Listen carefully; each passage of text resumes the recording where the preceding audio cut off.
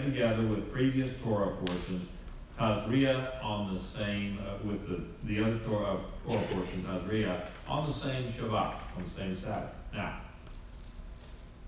this morning, we're going to dig real deep into some yucky stuff. We're going to talk about things that are not normally spoken of in polite company, and much less in the synagogue. Okay? Now, I suspect that this topic is not on the top 10 list of sermons in mainstream Christianity. Just saying. Before we delve too far into it, though, in today's parsha, we need to fully understand two concepts in Judaism that they do not occur in Christianity, and so are probably misunderstood by all Christians, almost all, and maybe a majority of Messianic believers also. The concepts are tahor and tameh. Now, before I just said those words, how many of you have ever heard of those words? That you've never heard those words. You've never heard those words, tahor and tameh. Okay? Good. So we're going to learn something today. With respect to the Levitical law, a person falls into one of two categories: ritually clean or ritually unclean. Now, the Hebrew word for ritually clean is tahor. You see it up there. And the word for ritually unclean is tamah. And unfortunately, the terms clean and unclean don't communicate the Hebrew concepts very well. To be unclean sounds like something that's bad and sinful, right? You're unclean, you've got sin in your life or whatever. To be clean sounds like something morally upstanding, righteous. Neither one is the case in tahor and tamah. The ritual states of clean and unclean are normal parts of human life. They are neither good nor are they bad. A better translation of tahor and tamah would be ritually fit or ritually unfit. And I even like to clarify it maybe a little bit more than that. I think it's in the notes here. Yeah, it's qualified or disqualified, or allowed or not allowed. Not allowed for what? Okay, to be ritually fit means that a person is in a state whereby he is fit or qualified to enter the tabernacle, participate in its services, and eat of the sacrifices. A ritually unfit person is barred from admission and is required to abstain from eating the sacrifices while ritually unfit. So, keep these basic ideas in mind, and that will help us as we work through some of these chapters in Leviticus. You remember that we talked about people that would bring an offering to the Lord. Some of the offerings, depending on what the offering was for, some of the offerings were to be, part of it would be burned up on the altar, but the rest of it, they cut it up, they cooked it, and they ate it along with the priest, or they gave it to the priest. And they were also to bring in flour or bread or oil, those things to accompany the offering, so that you have a meal. And so they would have a meal, a fellowship meal with the priest. And so then that way the priests get to know the people get to know the priests, and it's just a good time of fellowship. But you can't do that if you're not fit or not qualified, or you're not allowed to go in. A person could be very righteous and in good relationship with the Lord, and yet still be ritually unfit.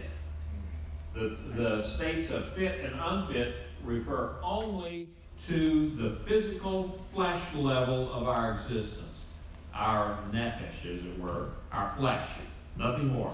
They do not refer to the moral level of our hearts. It has nothing to do with your morality or how righteous you are, or how close you are to the Lord, okay? So, I can see already some people are going, what? Okay, so hang in there. Now, last week we talked about how the rabbis looked at leprosy as an indicator that the leper had sinned in some manner, right? and they particularly zeroed in on the sin of lashon hara, and what that was. What did we say that lashon hara? Anybody remember that?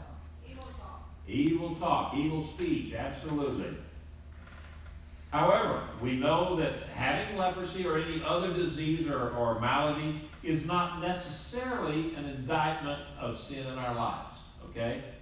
It's not an indicator. You can fall sick, you can get all sorts of disease or whatever, and be a very, very righteous person. It just happens because we're human. We live in just an unholy world, and so stuff happens.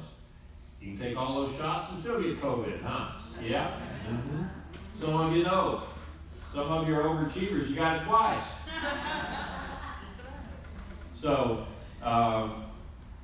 what leprosy did was it rendered a person ritually unfit to enter the tabernacle.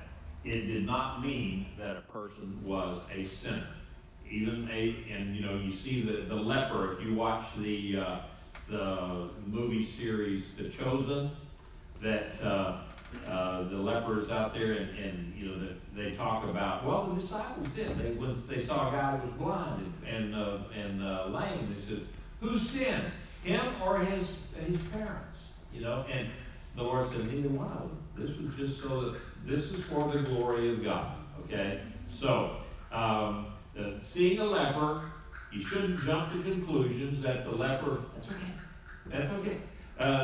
The leper is not necessarily a sinner. Okay? And just so you know, I do not mind children in the congregation. I love it. Okay? Because I got a microphone, they don't. Okay, so I can go I can be a lot louder than the kids. I love to have kids with us. So don't worry about that, please. All right, in this week's parsha, we read about other aspects of life that would render a person unfit to enter the tabernacle and partake of the sacrificial system. Now, I'm going to share with you some details, but we'll, not all of the details, okay, because y'all are all grown, sort of. But I'll be specific enough to let you know what we're talking about. Okay? So, Leviticus 15:3 speaks of the fluid discharge from a man, makes him tamai, or ritually unfit. This generally means seminal fluid naturally occurring during marital relationships. Okay? It could also refer to discharge from disease or infection. Okay? Everybody's on board with that? All right. Leviticus 15:19 addresses the natural monthly flow of a woman, and we all know what that is, okay? And for 7 days, she is ritually unfit. Again, the Bible gives fairly specific instructions regarding what is normal, the normal menstrual cycle, and what's abnormal, and how you take care of that. And, what is expected, what you do when it occurs outside the normal expected time and function of the body. Both a man and a woman would be rendered ritually unfit to enter the tabernacle simply by being a living human being. So therefore, every person in the camp, every Israelite, if he was a normal, living, breathing Israelite, at one point or another was going to be ritually unfit to go into the tabernacle. It's just by being alive. Normal marital relations would make them unfit for entering the tabernacle. So does that mean that sexual relations with your wife was a sin? No, certainly not. Procreation was a commandment. So yeah, and they're doing what they're supposed to do. But it does make them unfit to participate in the sacrificial system. And I could go into a long discourse on why that was. Okay, and there are valid reasons for why the Lord set that apart. The ideas of just normal living. But we don't have time to go into that. It would take me an hour or so to develop that. And so there were other things that made people ritually unfit, such as touching a corpse, because people died, and so what did you have to do when a person died? Well, you had to take care of them. If they're your family, you have to take care of business. You have to wash the corpse, you have to wrap them, and then you put them, in the ground. So you're touching a corpse. Well, and any place, any house that has a corpse in it is unclean. So, that made a person unclean. So, just sitting in the same chair as a person that is in a state of unfitness or uncleanliness was also made you unfit. So, now, giving the scarcity of running water, that's one of the things they were supposed to do. They're supposed to wash in running water.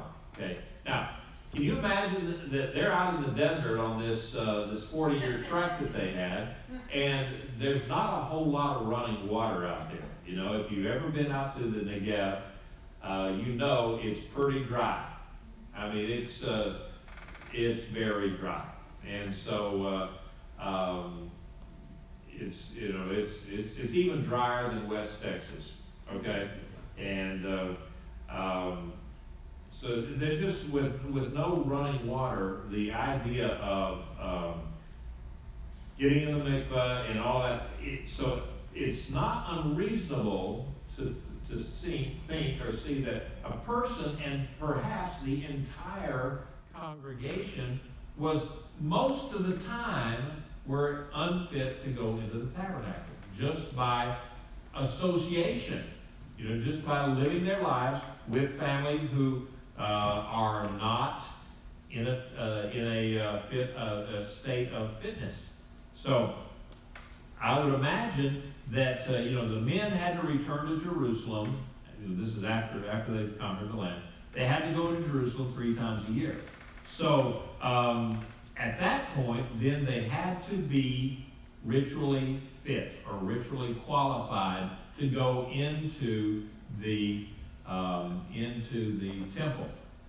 So at that point, then I could see that they would go and do all the preparations for being ritually fit, and it was not for them to be in a state of unfitness was not a sin.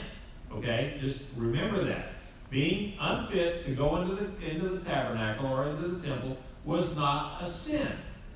It was in many cases, and I would say maybe not very few cases, was it even a question of hygiene? Because some of the things that made you unfit, for instance, the washing and taking care of a relative, a corpse. How does that? After you're done with all that, you're going to wash your hands and then you're done. But does that make you a sinner? No, it's just not. That's not what that's not what this means. Now, there is it's kind of a funny thing. The title of my drash today was the Metzora Mashiach.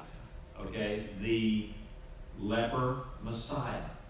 Now, there's one cryptic passage in the Talmud. The sages discuss different theories about the potential name of the Messiah. Now, several schools of disciples offer different opinions. You know the deal. 2 Jews, 3 opinions. Okay?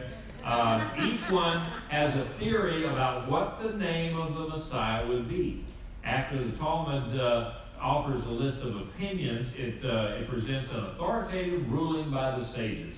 The Messiah shall be called the leper of the House of Rabbi.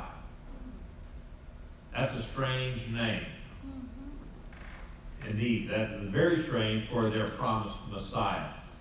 And the rabbis say his name is the leper, as it is said in Isaiah 53:4. Surely our sicknesses he himself bore, our sorrows he carried, yet we ourselves esteemed him stricken, smitten of God, and afflicted. Now, that's in Sanhedrin Tractate 98b, if you wanted to look that up. A word association between the leper and the suffering servant of Isaiah 53 involves the Hebrew verb nega. Okay, those of you who are studying Hebrew, which means to smite, to hit. The Torah refers to the condition of leprosy with the noun form of the same word, which means plague, smiting, or affliction. You know, and we say, even today, we use that concept of saying, yeah, that somebody was struck down by the flu, or they're struck down by cancer or something. You know, that we use that word even today. The Talmud quotes Isaiah 53:4, where Isaiah uses the same word to describe the affliction of the suffering servant. And this is what it says: surely our sicknesses are nagua, he himself bore, and our sorrows he carried. Yet we ourselves esteemed him stricken, smitten of God, and afflicted. On the basis of these associations, the sages then referred to the suffering Messiah as son of Joseph as the leper. The Messiah, son of Joseph, carries the suffering of the exile and the punishment of the Jewish people like a leper carries his affliction. So that's their association. Now, the sages understood that this verse to mean that Messiah took on the nation's leprosy. Not literally, but figuratively. The title leper Messiah sounds like a deprecation, and it contradicts the Bible's own description of the Messiah. You know, here's kind of a paradox here. They're saying he's a leper, but at the same time, in Isaiah 52:13, it says, behold, my servant will prosper, he will be high and lifted up and greatly exalted. So how can he be greatly exalted and high up and still be the leper? The Bible indicates that the Messiah will be the wisest of all men, exalted above Abraham, Isaac, Jacob, Moses, and even the angels. His stature will exceed that of all the great men and kings of the earth. Therefore, Hasidic teaching concludes that the Talmud hints towards some deeper meaning when it refers to the Messiah as the leper. It indicates that the Redeemer suffers the agonies and afflictions of Israel's exile. He impatiently waits for the final redemption. Or what's the Hebrew word for the redemption of Israel? Anybody know? Geulah. You heard that word before? Geulah. All right. When he can purify the nation, but until then, he personally suffers the pain of Israel's leprous-like affliction, the agony of the ongoing exile. So, for as long as the exile persists, the Messiah is called the leper. He himself is essentially pure. Okay, like a leper can be pure, but he's pure and he's perfect. His affliction merely reflects the condition of exile. The day of purification, then, refers to the moment of the redemption of Israel, the Geulah, when Messiah will be revealed in his true person and righteousness will become manifest to all. Now, ironically, the sages, both before Yeshua and after Yeshua, spoke of the Messiah as the leper Messiah. So, how did that play out in Yeshua's ministry? He never contracted leprosy, but he contracted the ritual impurity and unfit state occasioned by leprosy.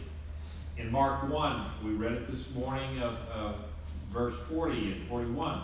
A man with a rock comes to him, begging him and falling to his knees and saying, if you are willing, you can make me clean. Moved with compassion, Yeshua stretched out his hand, touched him, and said, I am willing, be cleansed. Now, ironically, by touching the leper and cleansing the leper, Yeshua then, the master, he contracted ritual impurity. He got the same ritual impurity that the leper had. Though the leper was healed, Yeshua himself became unclean. And why would he do that? He could have healed the leper with simply a word. Just say, be healed. Later on in his ministry, Yeshua healed 10 lepers. He was leaving where? Jericho, on his way to Jerusalem, and encountered 10 lepers. And what did he said? He just stretched out his hand and says, y'all are healed. No more leprosy. Go and show yourself to the priest. So why did he touch the one leper and not the 10? He didn't touch the 10 because he was just a few days away from his crucifixion and going into the temple. He did not want anything to slow him down. He would not have had enough time to go through the ritual purification process to be pure and to be fit to go into the temple. And I can assure you, had he touched these lepers, there would have been somebody that would have reported him to the boss, to the Sanhedrin, to the religious authority. And he would have been in a bind. And so he didn't. He just said, be healed. And they were healed. So, becoming ritually unclean is not a sin. Remember that. By touching the lone leper, Yeshua had not sinned. And some might, you might object that the Messiah could not become unclean. But that, again, stems from a misunderstanding of the concept of ritual unfitness or ritual cleanliness. Okay? As we discussed above, ritual impurity and contamination are not a moral state or the result of any sin. It's a human, mortal condition.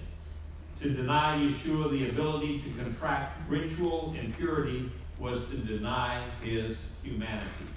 All right, let everybody understand that now, that the way that he showed that he was human, just like everybody else, was that he could be in a state of unfitness just by following the rules, just by being alive. We've already discussed this, that ritual impurity and contamination is not a moral state or the result of any sin. It's a human, mortal condition. By touching the leper, Yeshua only placed himself into a state of ritual uncleanness. He could easily remedy the ritual impurity by what? Going and immersing in a mikveh. Because all he did was touch the leper. He was not a leper. So all he had to do then at that point was go and get into the mikveh. So such an immersion was a prerequisite for entering the temple. And you'll see that in the ruins around Jerusalem and so forth, there's hundreds of mikvahs around there. Now, in the days of the temple, intentionally contracting ritual contamination by touching a leper, that really was a taboo. That was a social taboo. You just didn't touch lepers, Even the priests, when they're examining, they took them outside the camp and they would look at their skin but they wouldn't touch them, okay? Now, some theologians suggest that by touching the leper, Yeshua intended to show the disciples that the ritual purity laws of the Torah are obsolete. Now, that explanation is based on the mistaken assumptions of replacement theology. Okay, Yeshua was not taking away anything of the ritual laws. And on the contrary, after telling the leper that he was healed, the Lord told him to go and show yourself to the priest, just like the Bible says in Leviticus, and offer your cleansing what Moses commanded. He had to go show himself to the priest. He had to offer sacrifices and then go through all that. So that really affirms the Torah's purity laws. So why then did Yeshua intentionally touch the leper? He surely could have healed him from a safe distance. He did it in Luke 17:14. By intentionally touching the leper to heal him, Yeshua illustrated his governing principles that concern for human suffering ought to take precedence over ceremonial concerns. concern for human suffering ought to take precedent over ceremonial concerns. We see that okay, I'm off my notes here, just a thought. In today's world, we have really what we call ceremonial concerns. You gotta wear a mask. And that's become a ceremony in itself. Or you don't do this, you don't do that. And if you're going to give CPR, well, you don't. In the old days, you do CPR with what? Mouth-to-mouth resuscitation. Okay, and that is gross. Having done it in the Coast Guard, trying to rescue people who had drowned or whatever, and to do that, we didn't have those nice little masks that you put over your face and blow into the mask. No, you put your mouth on their mouth and you blow in the breath into that person. Okay, it's yucky. I know. I told you I was going to talk about yucky stuff. But what that is, you've gone beyond the norm there. The things that you don't normally, you're not going to go up and put a lip lock on somebody that is not your wife. Better be careful, even if it's your wife in the wrong situation, But I can tell you, it's gross. But the concern for that outweighs the human being. The human part of it outweighs everything. Okay, quick sea story. The Cuban boat lift. Okay, they pulled this lady, and she's about, I don't know, she was around when dirt was invented. That's how old she was. And she was laying in the bottom of the boat. We got all these people off the boat. I look down there, and there's this lady in the bottom of the boat. So I went down there quickly, picked her up because she didn't weigh hardly anything. Skin and bones. Brought her up onto the dock, and she was she hadn't been not breathing for very long. So anyway, I said, well, here goes. So I gave her artificial CPR. Yeah, CPR, and did it the only way that I've been taught to do it. Pinch nose, look. And did that for a few minutes. Nobody else would help. I mean, there were people all around. Nobody else would help because she was old and she was dirty and she was yucky. And but you know what? God gave that lady her life back, and she breathed. Now I'll never forgive her for throwing up at me when I was trying to do that. But that's all right. I threw up right back on top of it. I told you, yucky stuff. That's what happens sometimes when you get into those things. So there are other gospel stories. Yeshua set aside the Sabbath prohibitions for the sake of performing healings on the basis of Hosea 6:6. If you know what this means, I desire compassion and not sacrifice. That is to say, by showing mercy to a human being, by alleviating his or her suffering, should take precedence over ceremonial or ritual prohibitions. Just as he intentionally took upon himself the leper's uncleanliness in order to heal him, he intentionally took upon himself human mortality. You can get the kids ready back there, parents. Give them a high sign. Parents, go ahead and get the kids the high sign. We're almost ready. Okay. Yeah, I was sitting that way. All right. Good. We got another surprise. He intentionally took upon himself our sin in order to cleanse us of it. He took upon himself our guilt in order to absolve us from it. He took upon himself human uncleanliness, human unfitness, allowing himself to reach the highest level of ritual contamination by becoming a human corpse in order to save us. In today's world, we don't have to focus on being ritually fit or unfit, okay? And why is that? Because those rules are only relevant while the tabernacle or the temple was still standing. But the rules for being fit or unfit are based on being in right standing before the Lord. And that's what is something we must pay attention to. Okay? We don't have to worry about getting in a mikveh and being one of the morning washers that did that every day. But we don't have to worry about that because Yeshua has already become tamei before us and with his own experience and his own sacrifice. So we can be tahor, we can be fit, we can be clean. Now, if you never asked Yeshua in your heart and in your life today, then I would urge you to do that. You can come up and pray with me. I will pray with you, and we can ensure that you are in right standing